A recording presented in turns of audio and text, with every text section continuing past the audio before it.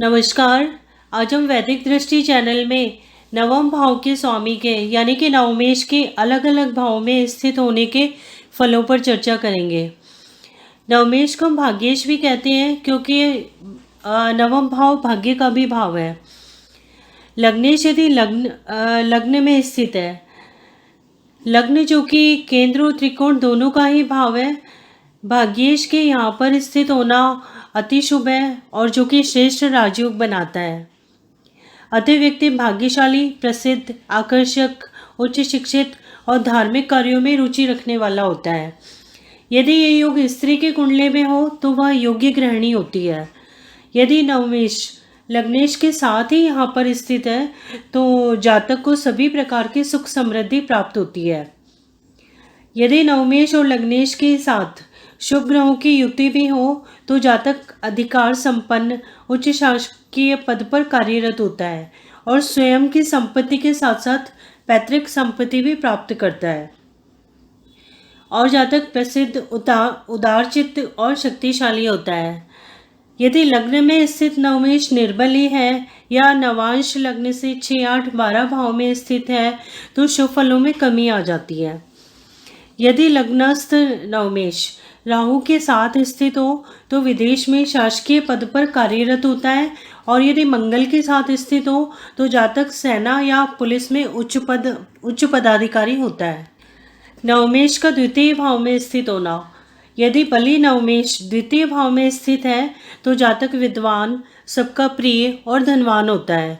और द्वितीय भाव में नवमेश यदि द्वितीयेश के साथ ही स्थित है तो पारिवारिक व्यवसाय से अत्यधिक धन संपत्ति प्राप्त करता है क्योंकि द्वितीय भाव कुटुंब का भी भाव है।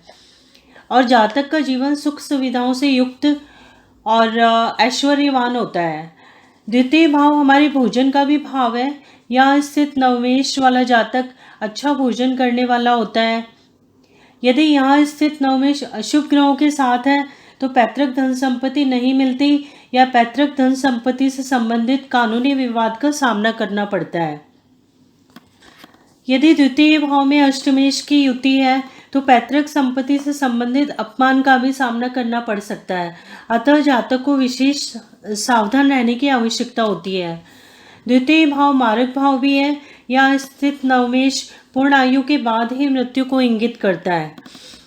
नवमेश का तृतीय भाव में स्थित होना। बली नवमेश यहाँ स्थित होने पर भाइयों से प्रसन्नता, धनी, धार्मिक, आकर्षक व्यक्तित्व देता है। द्वितीय भाव हॉबी का भी भाव है। यहाँ धर्म भाव के स्वामी के स्थित होने पर व्यक्ति धर्म और आध्यात्म से संबंधित लेख लिखने वाला होता है। और यदि कलात्मक ग्रह जैसे कि शुक्र या चंद्र आदि यहाँ पर स्थित है तो व्यक्ति गीत संगीत में रुचि लेने वाला, वाद्य यंत्र बजाने वाला होता है। और नवम भाव लंबी दूरी की यात्रा का भाव है और तृतीय भाव छोटी यात्राओं का भाव है। अतः जातक विदेश यात्रा या तीर्थ यात्रा करने वाला होता है और विदेश में नौकरी करने वाला या आज के संदर्भ में देखा जाए तो MNC में जॉब करने वाला होता है। तृतीय भाव भाई बहनों का भी भाव है। यहाँ भाग्येश के स्थित होने से जातक के भाई समृद्ध होते हैं। और यहाँ स्थित नवमेश यदि निर्बली है तो जातक का लेखन अच्छा नहीं होता। नवमेश का चतुर्थ भाव में स्थित होना। यहाँ स्थित बली नवमेश यदि शुभ ग्रहों से दृष्ट है या शुभ ग्रहों के साथ है तो ये केंद्र और त्रिकोण का अच्छा संबंध बनता है जो कि एक राजयोग कहलाता है। फलस्वरूप सभी प्रकार की खुशियाँ, धन संपत्ति, भू संपत्ति और वाहन आदि से सुख सुविधाओं युक्त जीवन मिलता है। जातक की माता भी समृद्ध और दीर्घायु होती है। यहाँ स्थित नवमेश चतुर्थेश के साथ हो तो व्यक्ति प्रसन्न और शिक्षित होता है। शुक्र के साथ होने पर कई वाहन होते हैं और उच्च का हो तो उच्च शासकीय पद पर आसीन होता है। और बुध के साथ स्थित होने पर व्यक्ति शिक्षा संस्थान का प्रमुख होता है। यदि यहाँ स्थित नवमेश निर्बली है या पीड़ित है और विशेषकर यदि राहु के साथ है तो शुभ फलों में कमी आ जाती है। नवमेश का पंचम भाव में स्थित होना। यहाँ स्थित बली नवमेश पुत्र, समृद्धि, बड़ों के प्रति समर्पण, दान यानी कि दान करने की नेचर, बुद्धिमत्ता और शिक्षित बनाता है। यहाँ स्थित नवमेश पंचमेश के साथ स्थित हो तो जातक विद्वान होता है, जातक प्रतिष्ठित और प्रसिद्ध होता है, जातक का पिता और संतान भी समृद्ध होती है। यह युग उच्च ज्ञान प्राप्त करने और साहित्य में प्रसिद्धि भी देता है। नवमेश का छठे भाव में स्थित होना। यहाँ स्थित बलि नवमेश जातक को न्याय करने वाला अथवा न्यायाधीश बनाता है। शुभ ग्रह से युक्त होने पर नौकरी से अच्छी आय प्राप्त करता है और समृद्धि पाता है, और पिता का स्वास्थ्य भी अच्छा रहता है और नौकर चाकर वाला होता है। यदि मंगल के साथ स्थित है तो पैतृक भू संपत्ति भी प्राप्त करता है, और बुध के साथ स्थित होने पर ग्रंथों के प्रकाशन से उसको रॉयल्टी प्राप्त होती है, और बृहस्पति से युक्त होने पर शिक्षण कार्य में अत्यधिक धन संपत्ति प्राप्त करता है। नवमेश पर अशुभ ग्रह की दृष्टि होना शुभ नहीं है पिता के लिए, और यहाँ पर नवमेश यदि अशुभ ग्रह से दृष्टि है तो कानूनी विवाद की भी संभावना रहती है। नवमेश का सप्तम भाव में स्थित होना। बलि नवमेश सप्तम भाव में विवाह के उपरांत भाग्योदय देता है। सप्तम भाव विदेश का भी भाव है। यह सप्तमेश के साथ स्थित नवमेश धनवान और सुख सुविधाओं से युक्त बनाता है। जातक राजनयिक के रूप में विदेश में नियुक्त होता है और विदेश में संपत्ति भी प्राप्त करता है। नवमेश की यहाँ यदि मंगल से युति होगी तो जन्मभूमि से दूर भू संपत्ति बनाता है, और शुक्र से युति होने पर पत्नी से या पत्नी के मायके से धन संपत्ति प्राप्त करता है, और जातक धनवान स्त्री का पति होता है और विवाह के बाद धन संपत्ति प्राप्त करता है। नवमेश का अष्टम भाव में स्थित होना। बलि नवमेश अष्टम भाव में स्थित होने पर पैतृक संपत्ति या आकस्मिक धन लाभ भी होता है। अष्टम भाव रिसर्च का भी भाव है। जातक शोध करने वाला होता है और जीवन के आध्यात्मिक अर्थ को जानने वाला होता है। यदि निर्बल या पीड़ित है तो जीवन में विघ्न और बाधा आने की संभावना होती है, और ये पैतृक संपत्ति के लिए भी शुभ नहीं है। अष्टम में स्थित नवमेश तभी अशुभ होता है जब नवम भाव निर्बली हो। नवमेश का अष्टम भाव में स्थित होने पर जातक के दत्तक पुत्र होने की भी संभावना होती है। दत्तक पुत्र यानी कि जन्म के बाद गोद दिए जाने का योग, जिसमें उसके अपने रियल माता पिता का पता नहीं होता है उसको। नवमेश नवम भाव में स्थित होना। यहाँ स्थित नवमेश अच्छा भाग्य, धार्मिकता, सुंदरता, खुशियाँ और समृद्धि देता है। यहाँ स्थित स्वराशि का नवमेश तृतीय भाव को दृष्ट करता है, जो कि भाई बहनों का भी भाव है। अतः जातक के भाई बहनों से संबंध अच्छे होते हैं और भाई बहन भी सपोर्ट करने वाले होते हैं। जातक को नाना नानी के द्वारा भी पालन पोषण मिलता है।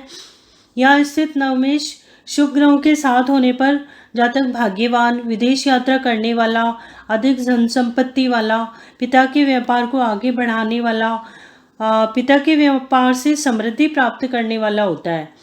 यदि सूर्य यहाँ नवमेश होकर स्थित है या उच्च का होकर नवमेश के साथ स्थित है तो जातक राजनीतिज्ञ होता है और चुनाव जीतता है और अपनी ठाठ बाट के लिए वो जाना जाता है। यदि यहाँ स्थित नवमेश राहु के साथ हो तो जातक विदेश में प्रसिद्ध होता है।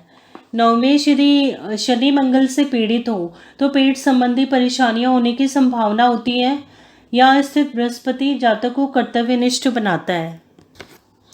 नवमेश का दशम भाव में स्थित होना। यदि बलि नवमेश दशम भाव में स्थित है तो ये केंद्र और त्रिकोण का राजयोग बनता है। इस राजयोग को धर्म कर्माधिपति योग भी कहते हैं, क्योंकि नवम भाव धर्म का भाव है और दशम भाव कर्म का भाव है। तो धर्म और कर्म के भाव का यहाँ पर योग बनता है, इसलिए इस योग को धर्म कर्माधिपति योग भी कहा जाता है।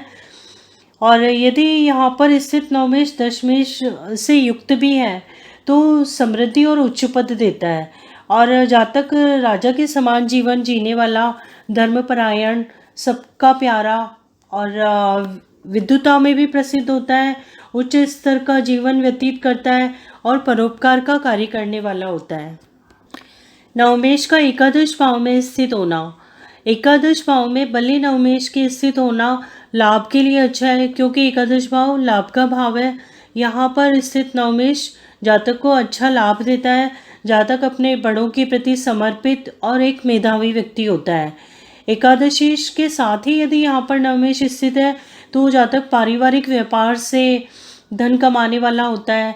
और यदि जल तत्व राशि का चंद्रमा यहाँ पर स्थित है तो जातक को जल या जल से संबंधित वस्तुओं का भी व्यवसाय हो सकता है और जल संबंधी वस्तुओं से उसको लाभ भी होता है। बुध या बृहस्पति के साथ स्थित होने पर प्रकाशन से, पुस्तकों से या शैक्षिक संस्थानों से भी उसको लाभ मिलता है। और यदि शुक्र के साथ स्थित है तो जातक को लग्जरी आइटम से, परफ्यूम वगैरह से या होटल इंडस्ट्री से, सिनेमा से या रेस्टोरेंट, इस टाइप के कामों से उसको लाभ होता है। यदि 11th हाउस राहु, शनि या गुलिक से पीड़ित है तो शुभ फलों में कमी आ जाती है। नवमेश का द्वादश भाव में स्थित होना, यदि द्वादश भाव में नवमेश स्थित है तो जातक महान नीति उपदेशक होता है। यदि द्वादशीश के साथ स्थित है तो जातक ब्रह्मवादी बनता है। और नवम भाव क्योंकि धर्म का भाव है और द्वादश भाव मोक्ष का भाव है, तो यहाँ पर द्वादशीश और नवमेश की युति होने से जातक अपने गुरु के आश्रम में रहने वाला होता है। जैसा कि कई लोग होते हैं कि अपना देश छोड़ के किसी और देश में आश्रम में या धर्मगुरुओं के साथ रहना शुरू कर लेते हैं। जैसे कि विदेशी कई लोग वृंदावन में इस्कॉन टेम्पल में रहते हैं या इस्कॉन टेम्पल द्वारा बनाए गए वहाँ के जो मठ या आश्रम है उसमें रहते हैं, तो उनकी कुंडलियों में ये योग पाया गया है। अगली वीडियो में हम देखेंगे नवम भाव में अलग अलग ग्रहों के स्थित होने के क्या परिणाम होते हैं। धन्यवाद।